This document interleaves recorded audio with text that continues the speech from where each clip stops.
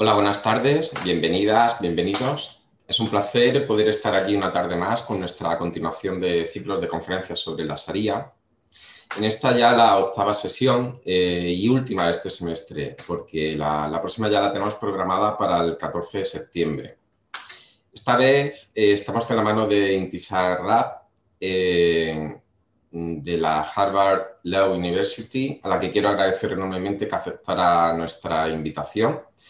De forma extensible desde Casa Árabe y evidentemente creo que en nombre de Delfina Serrano, a la que a continuación daré la palabra para presentarla. La semana pasada, en concreto el 22 de junio, tuvimos el placer de hablar un poco sobre la parte contemporánea de la aplicación de la Sharia, se puede decir, entre comillas, en el marco de la Constitución española, en el marco legal de España. Creo que fue una conferencia muy interesante por parte de Fernando Américo, la que todos pueden seguirle a través de nuestro canal de YouTube. Él en concreto venía de la Universidad Complutense de Madrid y tuvimos la ocasión de tenerlo presencialmente aquí en Córdoba y a través de redes sociales. Pero como decía, esta tarde contamos con la profesora Intisar Rab, que nos va a hablar sobre el tema de la Sharia y el derecho penal en la época medieval y moderna, y en concreto sobre una cuestión específica, bueno, bastante amplia, pero básicamente sobre la historia de crimen y de castigo en las sociedades islámicas. No me voy a entretener mucho en mi presentación, estoy convencido de que están aquí para escucharla a ella, no a mí en concreto, pero antes de continuar, como decía antes, quiero saludar efusivamente a Delfina Serrano, agradeciéndole como en todas las ocasiones, en todas estas 8, 9, porque ya hizo una doble sesión, pues tanto la coordinación científica del curso como por supuesto la implicación en todas y cada una de las conferencias que hemos venido desarrollando y que todavía quedan, ¿no?, por desarrollar, así como la implicación en la parte más divulgativa, que es la realización de un número específico de nuestra revista Aurac, en la que vamos a intentar o vamos a divulgar todas las conferencias que venimos desarrollando. Como decía, bueno, Delfina nos acompaña esta tarde virtualmente, todos estamos en este espacio virtual, lo que me recuerda saludar a todos aquellos que nos siguen a todas las personas que nos siguen, que nos seguís a través de nuestro canal de YouTube y a través de las redes sociales de Casa Árabe, también animándoos a seguir, a continuar recibiendo nuestro boletín y haciéndoos eco de las actividades que venimos desarrollando y que vamos a desarrollar en el futuro. No me entretengo más, le paso la palabra a Delfina para presentar a la ponente, dándoos de nuevo las gracias por acompañarnos esta tarde. Pues, muchas gracias, Javier, como siempre. Muchas gracias a Casa Árabe por haber acogido este ciclo de conferencias. Muchas gracias al público que, bueno, pues que está siguiendo estas conferencias con tanto interés de forma presencial y a través del canal YouTube y en fin, en remoto, visualizando los vídeos pues en directo o en diferido. Y bueno, pues por supuesto, muchísimas gracias a la profesora Intisar Rab, que nos ha hecho un hueco en su apretada agenda para participar en este ciclo de conferencias. Bueno, todos los participantes en este ciclo tienen sus especificidades. En el caso de Intisar Rab, pues aparte de la importancia y el interés de su trabajo de investigación sobre la Sharia, y bueno, el tema del derecho penal es uno de sus temas, de los temas que ella ha abordado dentro de este otro tema mucho más amplio que es la Sharia. Ella, aparte de su labor investigadora y de su labor docente, hay que destacar también que lidera una serie de proyectos muy interesantes. Proyectos encaminados no solo a fomentar la investigación científica en el tema de la Sharia, sino también para fomentar su difusión y hacer que los resultados de la investigación lleguen a los estudiantes universitarios en primer lugar y también al público en general. aparte de esta labor tan importante de promoción de la investigación y de divulgación de la investigación que se hace sobre Sharia, y que es algo con lo que se espera que se pueda afrontar la desinformación y la distorsión que, bueno, pues que en muchos casos encontramos con respecto a este tema tan complejo de la Sharia. Ella, como digo, también lidera una serie de proyectos muy interesantes para aplicar las tecnologías más sofisticadas al estudio de las fuentes escritas del derecho islámico, lo que, bueno, pues en español denominamos humanidades digitales. Más concretamente, Intisar Rabb es profesora de Derecho, profesora de Historia y directora del claustro docente del programa de Derecho Islámico de la Harvard Law School o Facultad de Derecho de la Universidad de Harvard. Imparte docencia universitaria y publica sobre derecho islámico, pero también sobre derecho penal estadounidense en contextos históricos y contemporáneos, con especial énfasis en el derecho penal, en el derecho comparado de interpretación constitucional y estatutaria, así como en los cánones legales islámicos, qawaid fiqhiyya en árabe. Sus trabajos de investigación incluyen la monografía Doubt in Islamic Law, la duda en el derecho islámico. Esta monografía fue publicada por Cambridge University Press en el año 2015. Es, como decía antes, es la directora del Journal of Islamic Law, del Islamic Law Blog y de Sharia Source. Esta última es una plataforma online para facilitar la investigación novedosa sobre el derecho islámico, aprovechando las herramientas de la ciencia de los datos. Intisar Rabb obtuvo la licenciatura por la Universidad de Georgetown, el título de abogada por la Facultad de Derecho de la Universidad de Yale y el doctorado por la Universidad de Princeton. En fin, todos ellos entre las principales instituciones académicas mundiales. Y asimismo ha realizado estancias de investigación en países como Egipto, Irán, Siria y otros. Y bueno, pues sin más dilación, paso la palabra a Intisar Rabb, agradeciéndole de nuevo muy encarecidamente su participación en este tipo de conferencias. Cuando quieras, Intisar.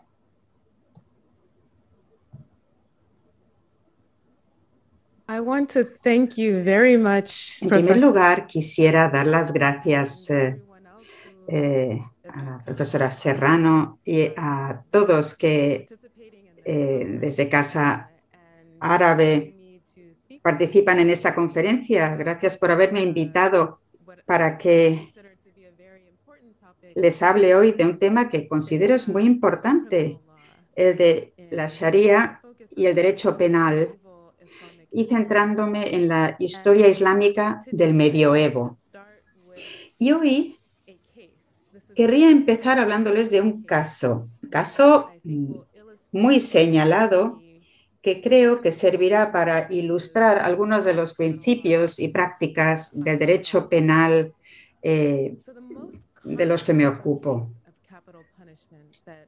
Un caso de juicio de la época de los mamelucos bajo el último sultán mameluco, el sultán Qunsu al-Jawri. Su reino acabó, o más bien esa vista se realizó en el año 999 o 1513. 3 años después cambió el régimen. Era un hombre enamorado de una mujer supuestamente muy bella, de un juez.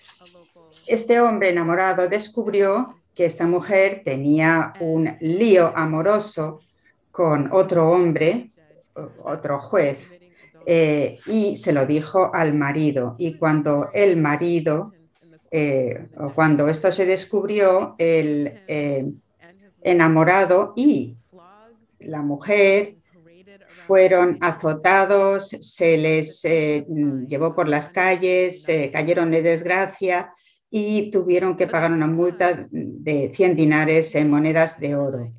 Pero al sultán esto le pareció demasiado clemente, porque estaba realmente conmocionado por la situación y quería que la pena fuera más dura para asegurar que tuviera control sobre la sociedad. Intentó convencer a los jueces a que cambiaran la pena a lapidación hasta la muerte, algo que no se había utilizado en una larga historia de derecho coránico, por razones que luego explicaré. El juez principal al final rechazó la orden del sultán, pero emitió una fatua citando textos coránicos en los cuales se invocaban razones para evitar la pena de muerte. Esto basándose en el canon de la duda, que exigía evitar la pena capital cuando hubiera dudas. Aquí la duda se definió como arrepentimiento sincero por parte de los que habían perpetrado el delito. Cuando los otros jueces apoyaron esta fatua, el sultán, sorprendentemente, hizo que la pena realmente se ejecutara y se quitó de en medio a los 4 jueces. ¿Y qué pasa? Pues que al final esto acabó en la disolución de todo el sistema jurídico porque no se había procedido a la lapidación. Y en cierto modo esto es paralelo a la disolución del califato mameluco en sí mismo. El califa quiso hacer prevalecer su propia autoridad por encima de la de los religiosos, de los jueces, extendiendo su legitimidad. Y también es una forma de ilustrar un caso en el que la jurisprudencia de la duda por parte del estamento judicial se invoca y se entendía como una manera también de poner coto al poder del Ejecutivo, por lo menos inicialmente.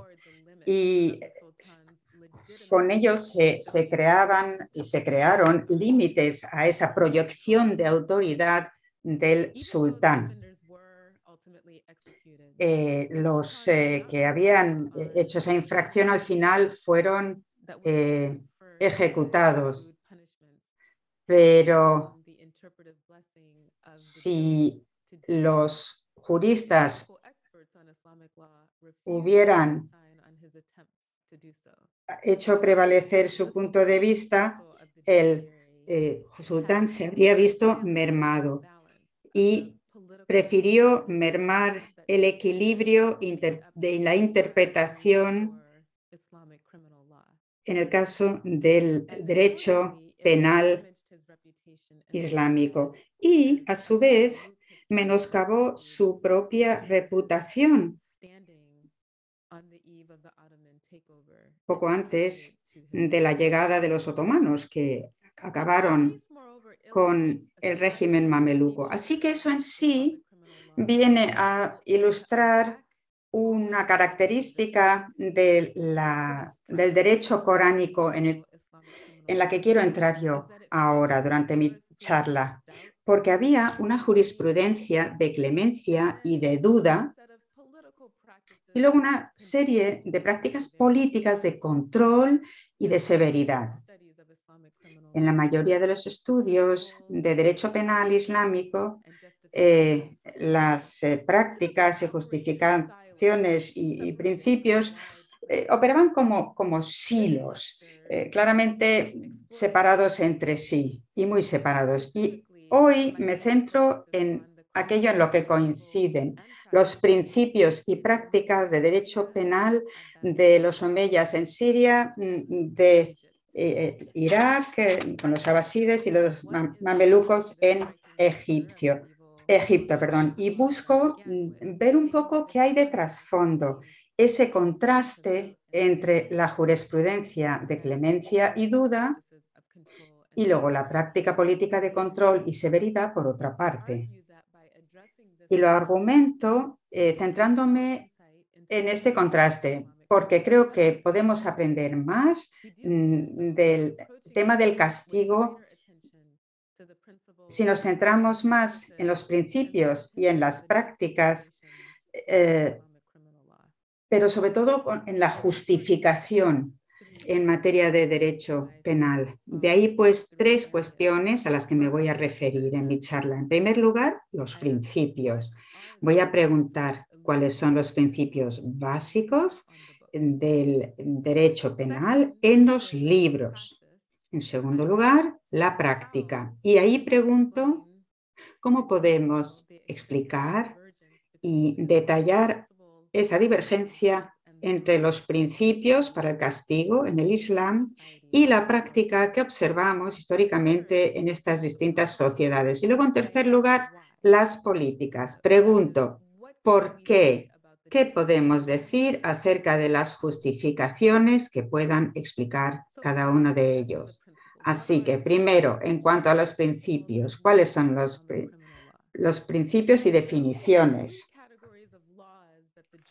Solamente hay 3 categorías de leyes que se tenían en cuenta, es decir, las leyes en los libros, y estas categorías son las siguientes.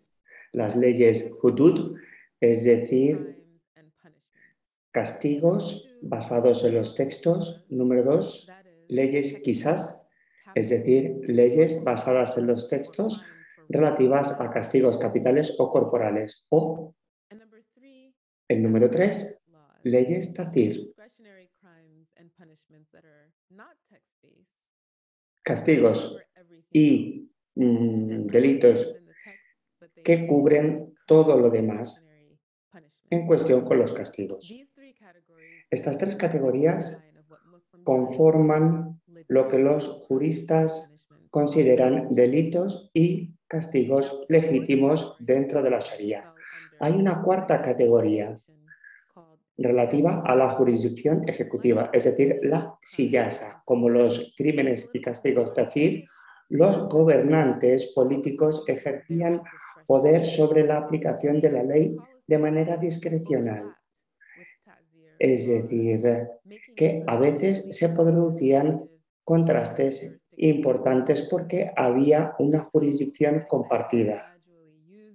Y los gobernantes cada vez empezaron a utilizar cada vez más esta siyasa por encima de las leyes legítimas. Vamos a echar un vistazo más de cerca a las leyes hudud y qisas. En cuanto a las leyes hudud, se trata de sanciones establecidas en los textos fundacionales del Islam y en las prácticas iniciales. Por lo tanto, es importante tener en cuenta esto, porque aunque los juristas dicen que estos textos tienen estos orígenes, no todas las leyes hudud se encuentran en los textos coránicos, porque tenemos entre 4 y 7 leyes hudud en total, las siguientes. Las primeras 4 son zina, relaciones sexuales ilícitas, es decir, fornicación y adulterio. Hay un castigo en el Corán establecido en el 24.2, es decir, 100 latigazos con un látigo. Los juristas pusieron por encima la lapidación en el caso del adulterio. El segundo tipo, qadhf, difamación o acusaciones falsas de prácticas sexuales impropias, según establece el Corán 24.4.5, con un castigo de 80 latigazos. Tercero, sarika o robo. Para esto, el Corán establece en el 5.38 el castigo corporal severo de amputación de la mano. Cuarta, shurb al-karma, beber vino. El Corán lo prohíbe en el 5.90, pero no especifica en ningún caso un castigo por beber vino. Los primeros juristas, decían que, según el hadith, se proponían 40 latigazos. Pero el segundo califa incrementó este castigo a 80 latigazos por analogía a la difamación, como resultado probable de haber bebido vino y estar borracho o ebrio. Por lo tanto, junto con estos 4 delitos básicos, algunos juristas añadieron otras tres leyes que no solamente contaban como leyes hudud, porque seguían políticas del Poder Ejecutivo y había un cierto grado de discrecionalidad. Y porque, de alguna forma, implicaban discrecionalidad, como decía. En primer lugar, giraba, taktari, asalto en camino o bandolerismo. El Corán, en 5.33-34, autoriza una serie de castigos que un gobernante podía elegir: amputación cruzada, crucifixión, exilio o muerte. Después, rita o apostasía. El Corán, en 2.217, condena como un agravio espiritual que hay que afrontar en el más allá, pero el Corán nunca especificó qué respuesta aplicar en este mundo aparte del contexto de guerra. En ese caso se autoriza el uso de fuerza letal contra los apóstatas, que fundamentalmente se equipara su práctica a la traición, porque no quieren regirse por las leyes del territorio. La apostasía se convirtió en un delito porque se pasaron las leyes del campo de batalla a aplicarse al contexto de la ciudadanía en condiciones normales. Y en ambos casos, la blasfemia y la apostasía se consideraron delitos capitales. Después tenemos Baghi, rebelión. No era un crimen, estrictamente hablando, pero se menciona en el Corán 49, 9, 10. Cuando los rebeldes actúan contra el Estado por una causa justa o por una causa que puede ser una excusa plausible, los juristas musulmanes consideraban la rebelión una forma legítima de responder ante un gobernante opresor o usurpador.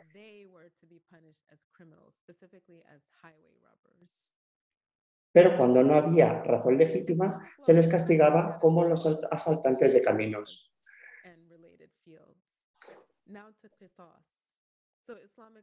Por lo tanto, la segunda categoría de delitos, las leyes quizás, regulan los homicidios y las lesiones personales. No son consideradas hudús en sentido estricto, porque el Corán, en el 2, 178, 79, 4, 92 y 5, 45, contemplaba castigos en especie o compensación financiera por lesiones corporales u homicidio. Por tanto, las leyes quizás autorizaban castigos en especie en el caso de lesiones. Pensemos en los casos de ojo por ojo o diente por diente y castigo capital por homicidio o asesinato intencionado. Cuando el homicidio era involuntario o las lesiones eran involuntarias o se producía el perdón por parte de la familia, entonces se reducía el castigo a una compensación financiera. Y ahora vamos a pasar a otra categoría de leyes, Kazir y Siasa. Estas categorías engloban a toda una serie de delitos con gran nivel de discrecionalidad.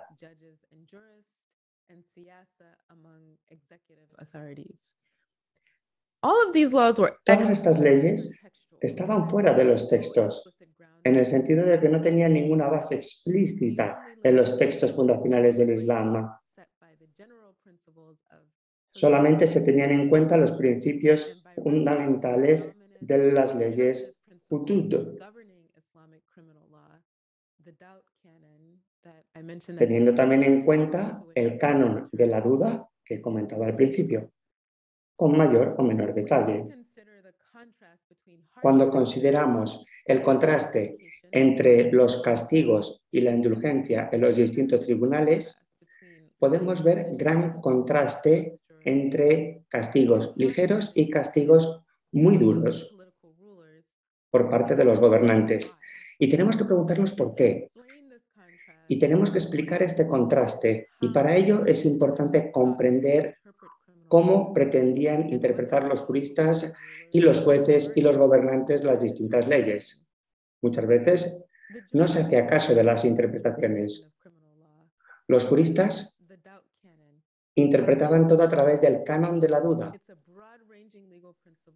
Se trata de un principio legal muy amplio que pretende evitar castigos capitales en los casos en los que hay dudas. En hudud, en todos los textos y fatwas, en toda la historia del Islam, es así.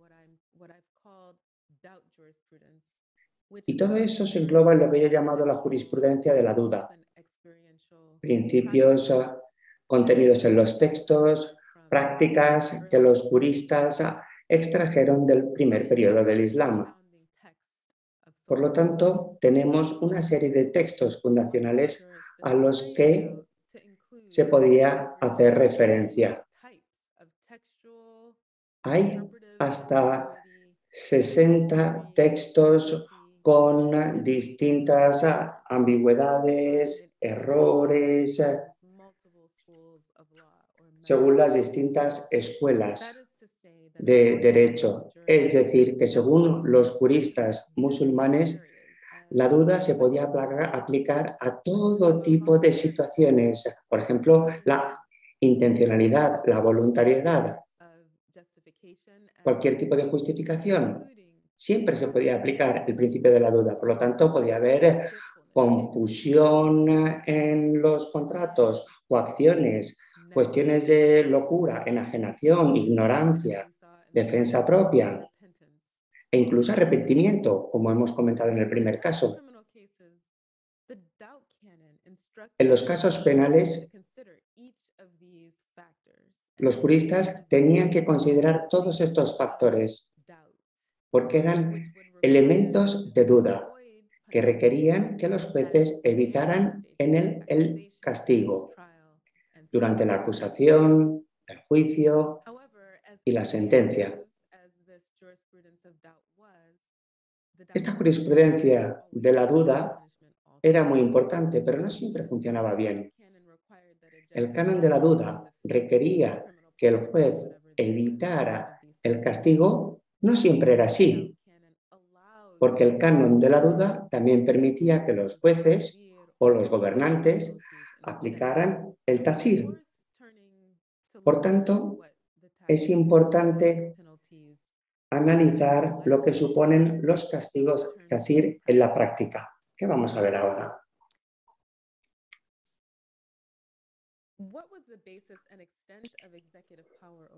¿Cuál era la base del castigo ejecutivo? Al final se basaba mucho en la necesidad de los gobernantes. Los gobernantes querían mantener la ley y el orden en interés del público y, por tanto, aplicaban la Sharia. Los juristas medievales, que tenían jurisdicción compartida para la aplicación de estos castigos, era como un poder delegado, pero hacía falta legitimidad. Todos los enjuiciamientos tenían que tener una serie de normas morales, una buena interpretación de la Sharia. Se hablaba de poder delegado a los gobernantes, es decir, autorizado por el poder ejecutivo, o que la Sharia autorizaba al poder ejecutivo actual. Los gobernantes podían, y de hecho, iban mucho más allá de la Sharia, tal y como veremos. De hecho, podemos decir que los gobernantes dominaban todos los procedimientos de aplicación de la ley. Actuaban con un nivel de discrecionalidad que prácticamente no tenía límites y castigaban prácticamente todo tipo de delitos, delitos ordinarios, extraordinarios, cuestiones que no tenían nada que ver con la política y casos de violencia tanto en el campo de batalla como fuera del campo de batalla. Ahora vamos a ver las políticas y los principios de derecho penal, teniendo en cuenta ejemplos de abusos por parte del Poder Ejecutivo. Tenemos tres categorías de castigos: corporales, capitales y carcelarios. Vamos a empezar con los corporales. Flagelación. La flagelación se aplicaba por toda una serie de delitos. Se ha utilizado la flagelación y otros castigos corporales en muchísimos casos. En la mayoría de los casos no había autorización por parte de las leyes hudud. Tenemos muchísimos ejemplos entre jueces y gobernantes. En Bagdad, en el siglo IX, se abofeteaba a los acusados por desacato al tribunal. Y también se abofeteaba a quienes habían perdido los juicios y tenían que pagar algún tipo de multa. En la sociedad selyúcida, los gobernantes consideraron que la flagelación era un castigo demasiado ligero y se empezó a utilizar muy extendidamente en todos los ámbitos. Rivar Mahmud era príncipe que fue visir de Al-Aslan y en su libro indica que un inspector del mercado dio azotes, latigazos a un oficial militar por estar bebido en el mercado. Pero con la llegada de los mamelucos, tras la caída del califato, en 1257, la fustigación se empezó a utilizar muy ampliamente. Se empezó a utilizar la flagelación para conseguir confesiones dentro y fuera de los tribunales. Y se utilizaba la flagelación para castigar a los delincuentes incluso sin juicio. El sultán Baras mismo ordenó que se fustigara a los soldados por instigar un ataque a una serie de oficiales. Y también hubo un caso en el que un panadero vendió un pan con un peso inferior al establecido a un emisario del sultán y se le castigó inmediatamente con la flagelación.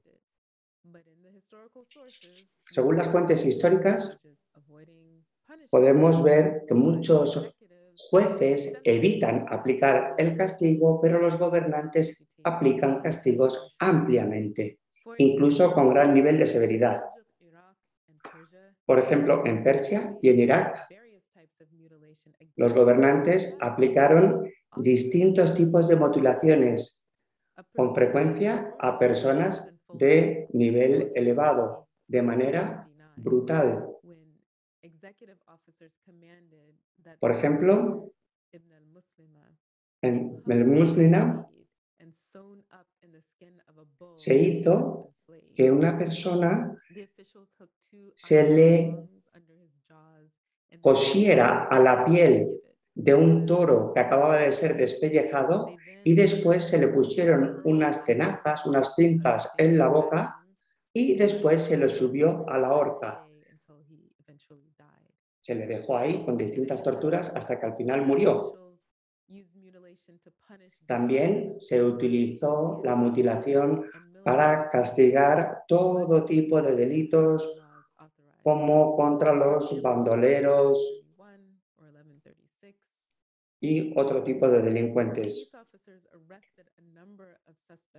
Por ejemplo, hubo un caso en el que se robaron miles de dinares de una casa de Bagdad y los gobernantes lo que hicieron fue crucificar a los sospechosos directamente y se les confiscó su propiedad.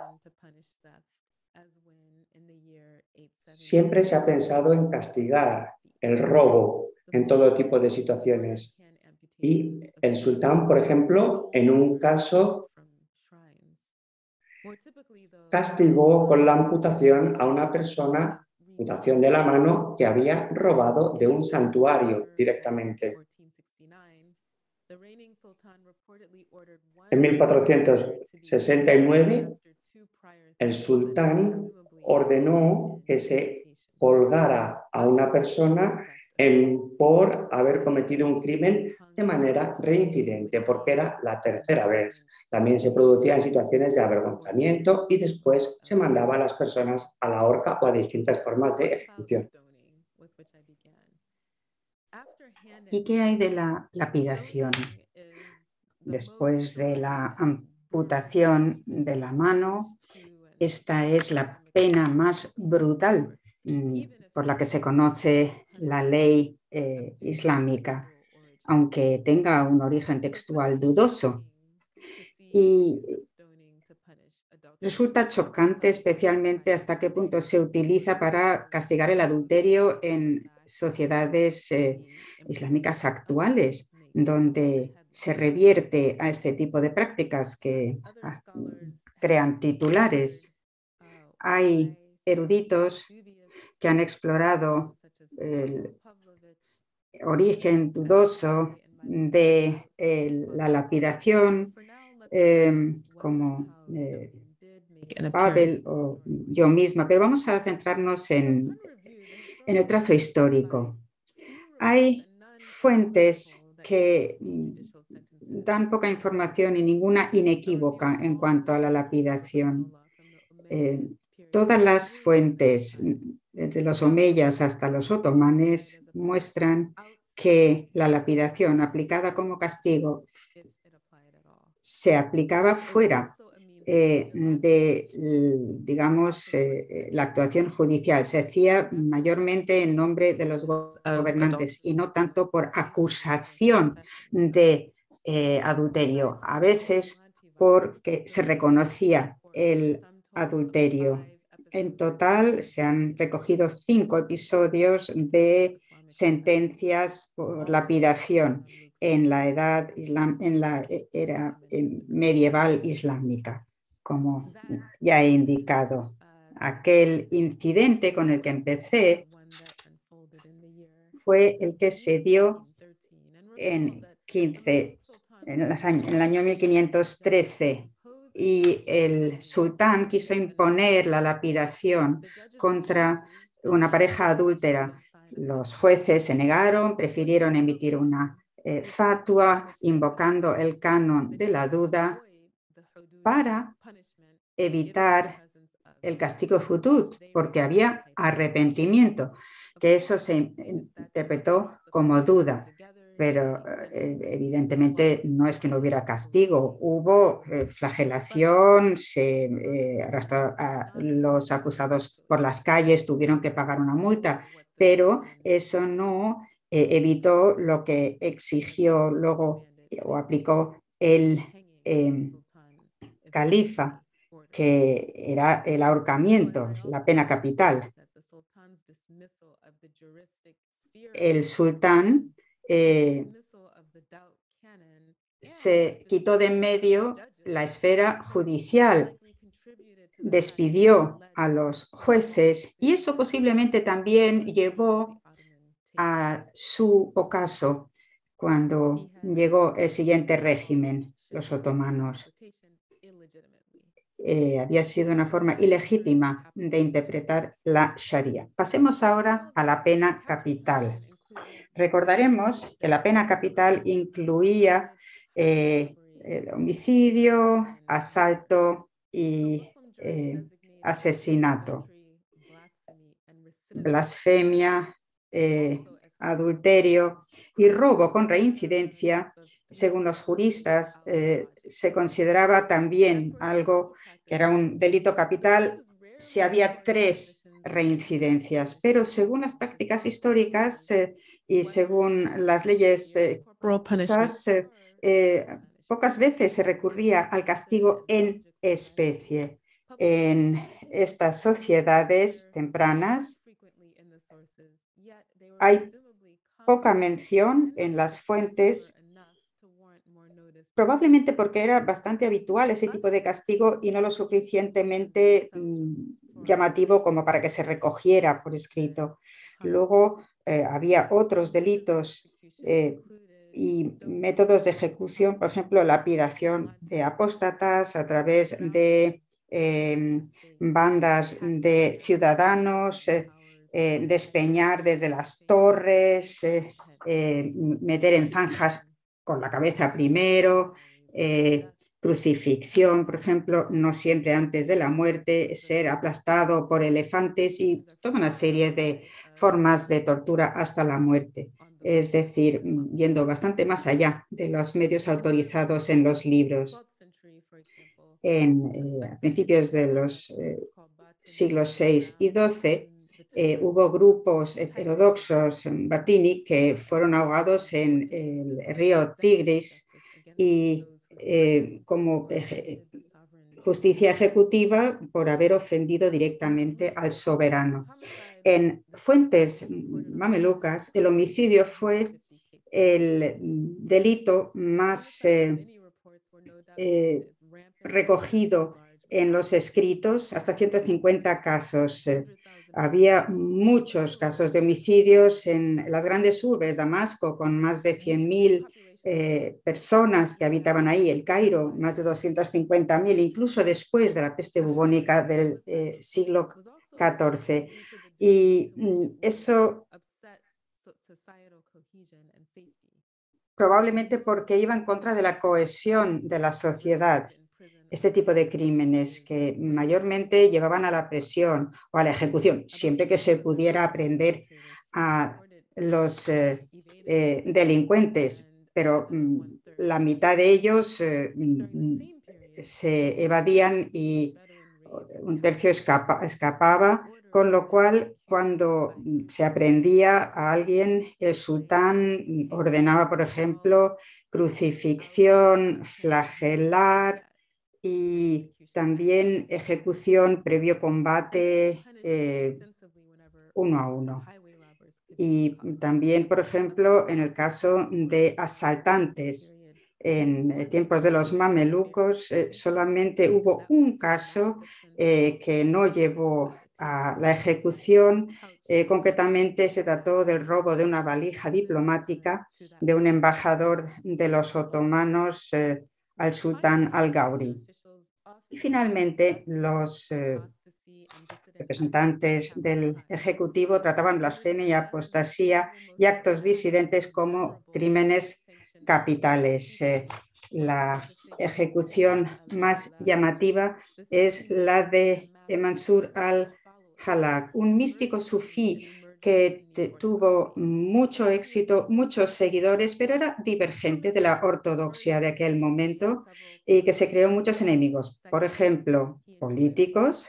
Luego tenía mucha influencia en tiempos de inestabilidad política y, en tercer lugar, sus seguidores eran realmente un peligro manifiesto para el califa reinante en aquel entonces en Bagdad. Así que en el año 296 o 909 sus seguidores organizaron la destitución del califa durante un año para que luego se volviera a instaurar el califato con el califa infante al-Muqtadir.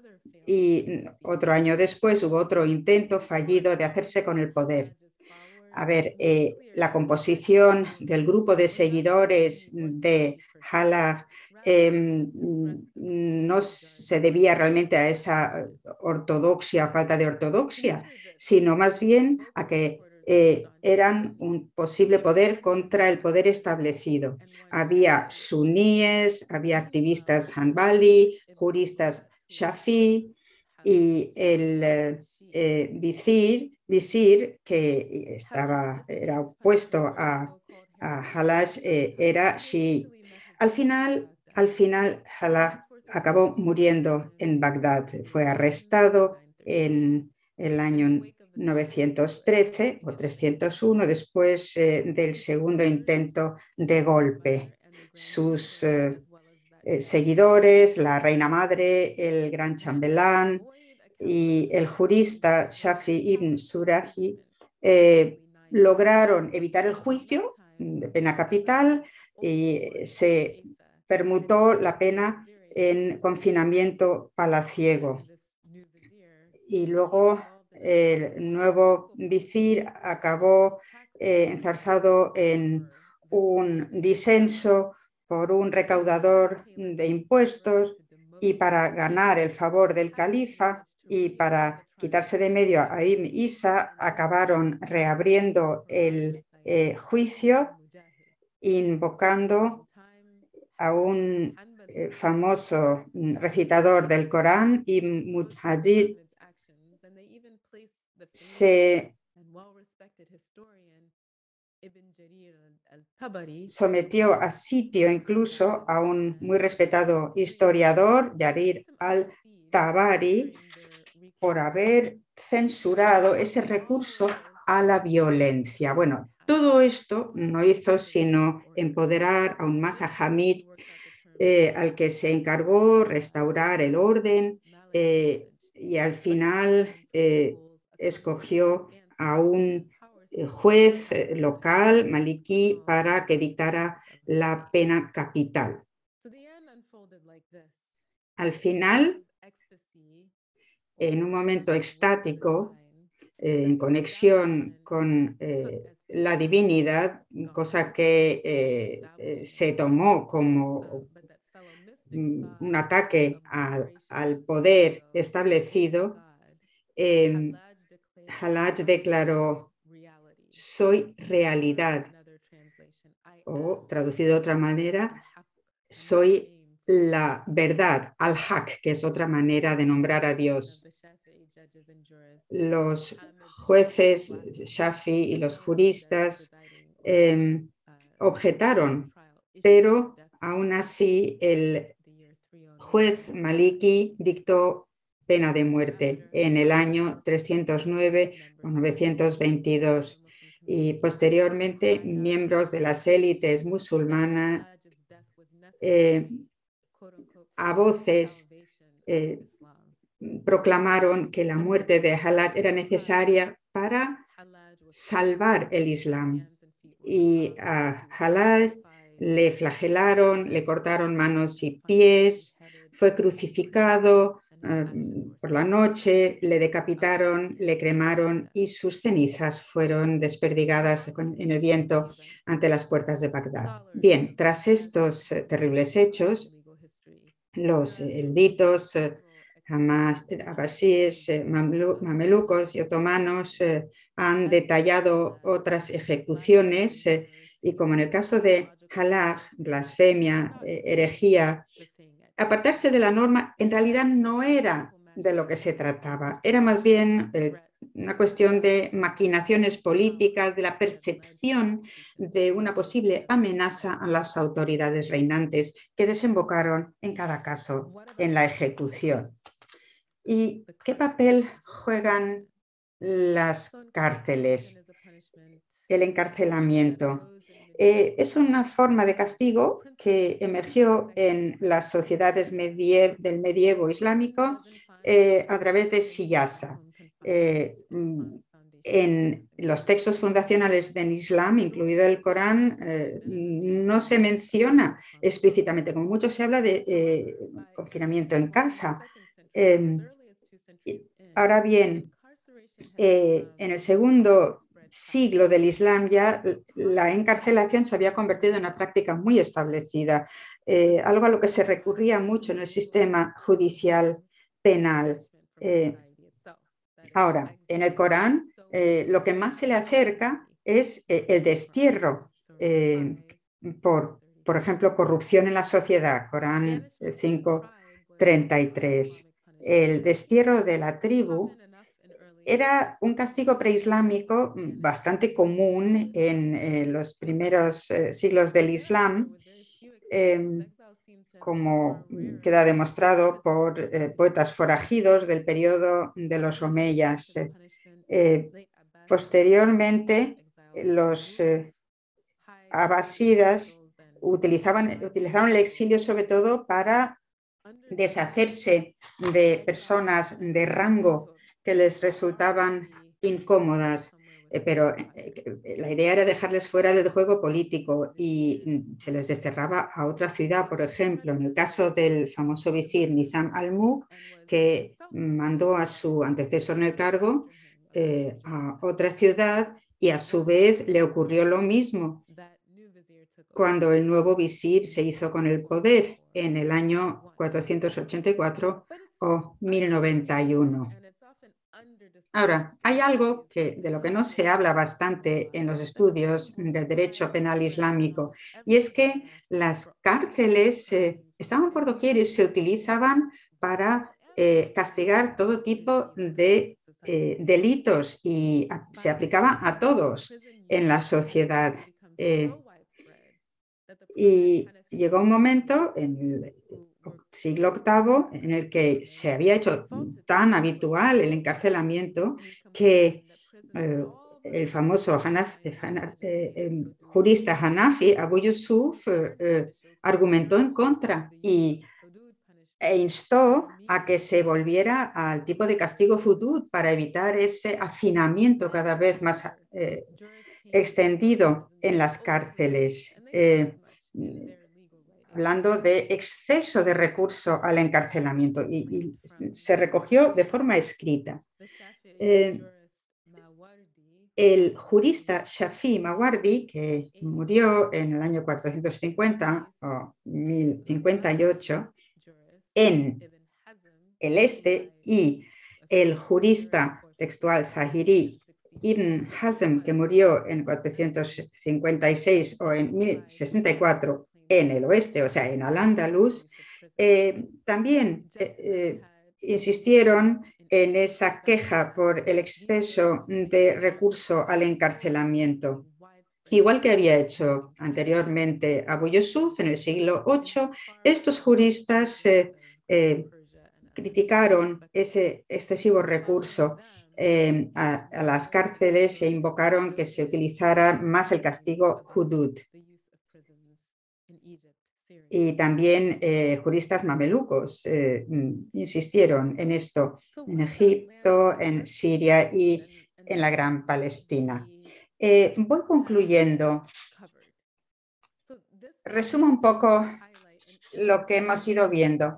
Hemos intentado ilustrar esto que tanto llama la atención, la yuxtaposición de los principios jurídicos y la práctica luego, es decir, la parte judicial y el poder ejecutivo, la duda y la clemencia y la práctica política de control y severidad. Y en este proceso espero haber respondido a la pregunta con la que empecé, demostrando, en primer lugar, que hubo, en principio, divergencia entre los principios del derecho penal y la práctica, para luego explicar por qué y cómo emergieron y luego perduraron en el tiempo. Y puedo finalmente decir que el derecho se preocupó por la manera de castigar y se preocupó por lo que se podía legitimar invocando lo divino. Pero luego está la realidad de fronteras precarias, calles que no son seguras y el poder político y la defensa del mismo. había quien se preocupaba mucho por mantener el poder y ejercer el control social a través del derecho penal. Evidentemente se puede hablar mucho más acerca de las teorías más amplias que justifican el derecho penal, por ejemplo. Hay que explorar más los actores políticos y su necesidad de control social ante ese trasfondo de precariedad, violencia y falta de estabilidad en el mundo medieval. Esta breve revisión nos interesa por lo que los juristas expresaron como justificación para el derecho penal. Y lo hicieron de dos maneras. La disuasión de este mundo y la rehabilitación espiritual del otro mundo, kafara. Ahora, las justificaciones ejecutivas, aparte del argumento maslaha o argumentos de interés público, subrayan la política ejecutiva, shisaya shar'iyya. Aquí se trata más bien de control social, inseguridad política y poder estructural como modelo. De manera que hay que repensar el derecho penal siguiendo estas líneas de razonamiento y otras más.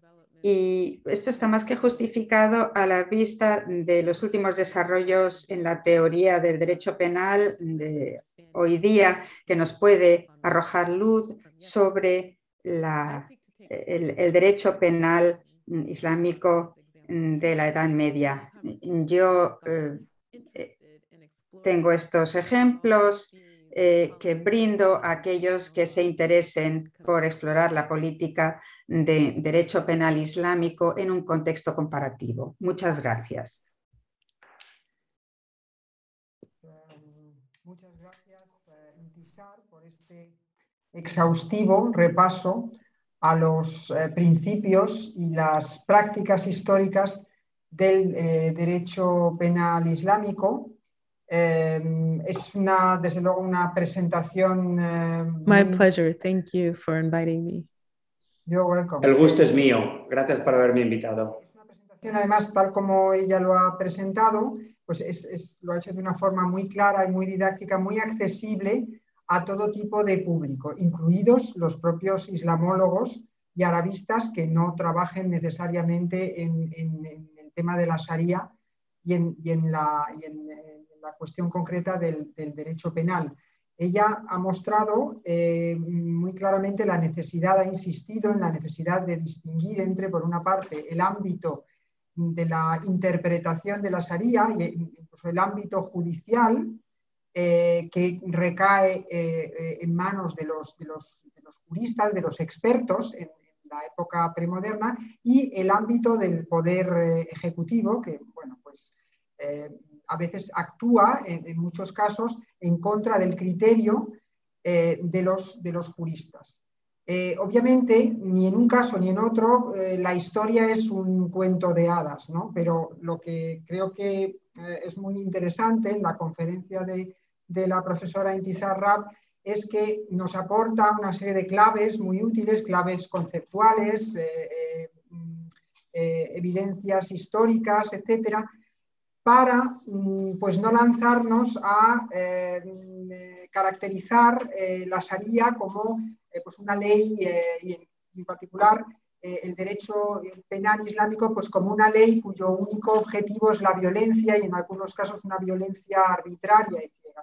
Bueno, esa violencia, por cruel y por impactante que pueda ser a veces, sobre todo cuando pasamos al ámbito de la justicia ejecutiva, de la justicia del sultán y de sus agentes, tiene unas razones, ¿no? El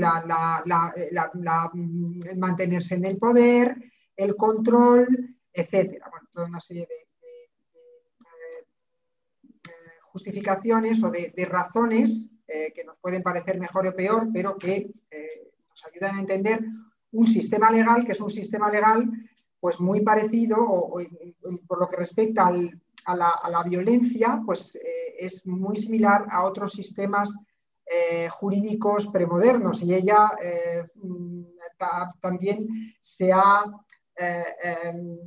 ha mostrado su sorpresa ante bueno, pues la práctica o cómo hoy en día se actúa en determinados, a la hora de reprimir y castigar determinado tipo de conductas, por ejemplo, el adulterio. Bueno, por ir concluyendo y para insistir en las que siempre es lo más seguro y lo mejor, en las propias palabras de Sarra, en su intervención ella ha examinado desde un punto de vista comparativo la historia del crimen y castigo en las sociedades islámicas. En la mayoría de los estudios sobre derecho penal islámico, ella ha mostrado cómo los principios, prácticas y justificaciones del castigo suelen presentarse como compartimentos estancos entre los cuales media una amplia distancia. La conferencia ha explorado el terreno en el que dichos compartimentos se encuentran, situando el foco en los principios y prácticas del derecho penal en momentos históricos concretos, en momentos y lugares como Siria Omeya, el Irak Abbasí y el Egipto Mameluco. Al presentarnos este proceso, la profesora Raab ha ilustrado el rasgo más llamativo del derecho penal islámico medieval. Dicho rasgo consiste en lo que ella denomina una jurisprudencia de la duda y de la lenidad o de la benevolencia, que contrasta con las prácticas políticas de control y de severidad. Al abordar este contraste, ha señalado que se puede llegar mucho más lejos en el conocimiento de este campo de estudio, prestando atención no solo a los principios legales y a las prácticas, sino también a las razones que justifican la vigencia del derecho penal islámico.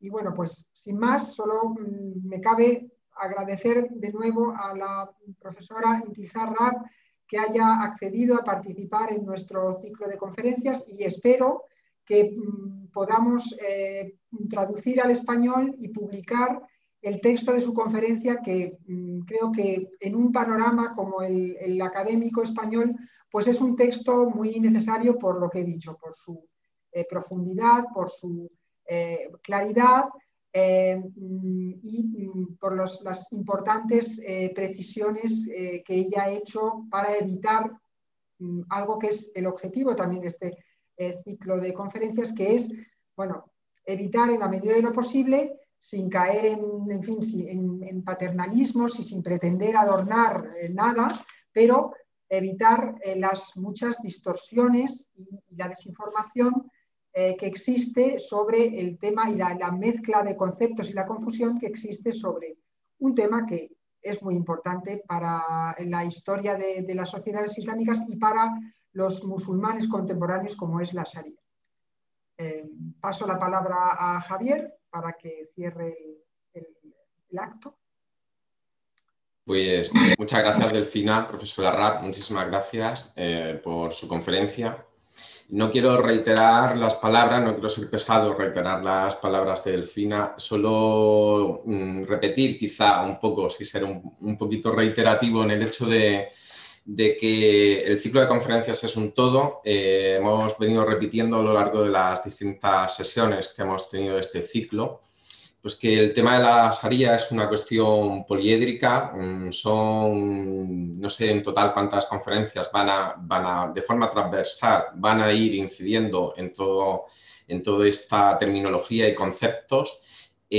Podríamos decir hasta cierto punto que es un tema complicado para los no iniciados, incluso para aquellos que están trabajando ya de por sí en este ámbito es ciertamente complicado, pero el aporte que nos has dado creo que es de suma importancia, ¿no? Igualmente ha sido de suma importancia la introducción que hicimos y que hizo Delfina en su momento para determinar palabras clave que han ido desarrollándose a lo largo de todo el ciclo, incluso en tu conferencia, ya sea la duda, bueno, diferentes palabras, tanto en su versión en árabe como en castellano, su traducción en castellano, que hacen de este todo en el ciclo, y que Delfina confía en que sí, que lo vamos a traducir y que la versión del texto va a estar disponible para todos los que estén interesados en estas cuestiones.